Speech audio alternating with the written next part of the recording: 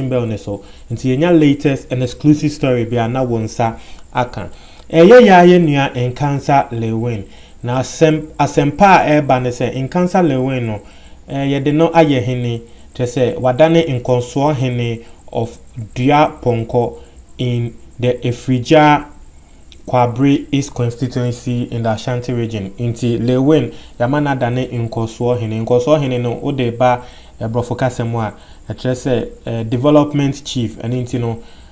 ono na obehwe se ekuro no ebekoso na omoye we if you say obi anim say Lewin no very popular inti omoye sa de popularity no or the benya aid na wama kro no akoso na assembly dey asem de pan na Lewin Nkansah kasa no person trese assembly omo kan ne ni giye pan na ne wanwa se ono ampa hene no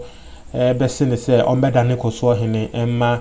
Dua Ponko na we asem de this is another achievement Lewin yede kan portfolio ho Ghana de oya de pa ebebo abaso inti Lewin Nkansah Lewin wane oya de pa wa ya de papa